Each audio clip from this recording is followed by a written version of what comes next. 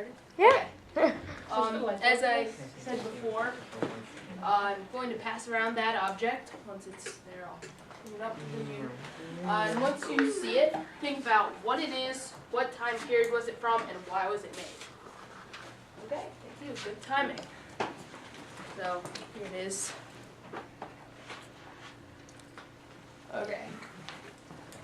So anyone want to just blurt out any ideas about what Plane. it had?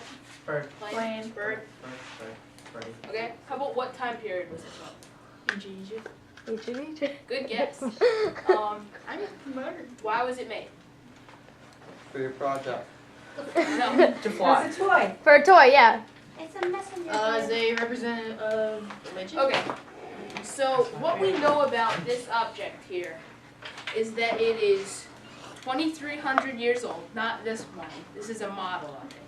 It was found in the tomb of Padi Amin in 1898, and it was sent to the Cairo Museum where it sat in the bird exhibit.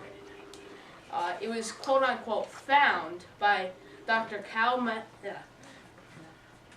Messiha 70 years later, who noticed because of its vertical tail it didn't look anything like the other birds. I found that Egyptians sometimes made models of things that they had in their life, like a bird or a fish or a plane. And so this was most likely a model of something. This has many aerodynamic features that are used on planes today. It has a pyramid-shaped nose, aerodynamic. It has the curved leading edge of the wing, and it's tapered off in the back and flat on the bottom. This is actually an airfoil, which is found in many planes today. So this could possibly be a model of an actual plane that they had. And there's other artifacts like this that were made of gold, and they were found in South America. They were scaled up and put RC equipment and engines into them, and they were found to fly very well. Very well. Now, I'm not trying to prove that ancient Egyptians flew around in planes.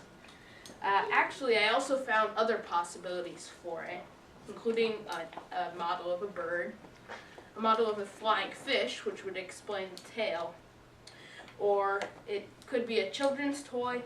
And there's also a possibility that it could sit on the top of a mast and be a wind vane, which, if it didn't have enough friction, it would actually turn, which would also explain its large tail. But what if it is a model of a plane? What if ancient Egyptians did fly around in planes? Well, that's up for you to decide. I wasn't really sure, so I took it a step further and made this.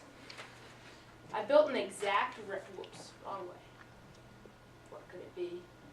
I built an exact replica of the model through these plans drawn by Dr. Messiha, and made a few changes to it.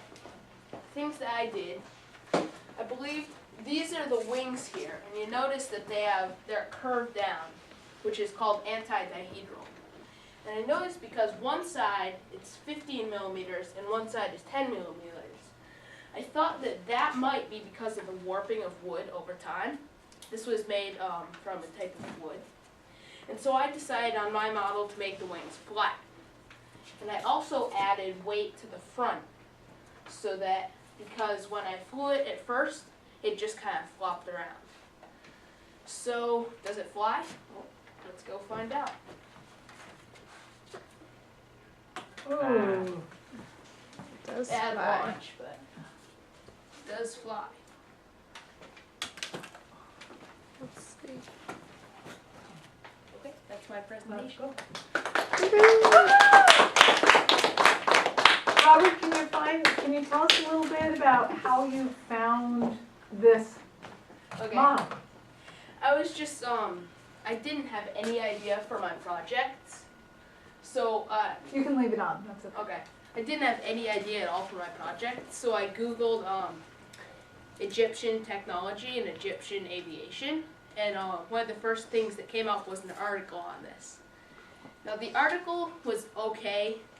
It started out with the possibility of flight in ancient times, but it ended up proving the existence of Atlantis, which I didn't really think was very credible. So I searched the name of it, the Saqqara Bird, in Google again, and I found a really good website for information on this. And this is the kind of thing that, like, anyone who could, it's the kind of thing that, like, people who have crazy ideas just love to go on and on about. And then people who love to destroy those crazy ideas go on and on about. So I was able to find a lot of information that culminated in this video. Oh, cool. Hey, well, thank you for sharing that. That's awesome.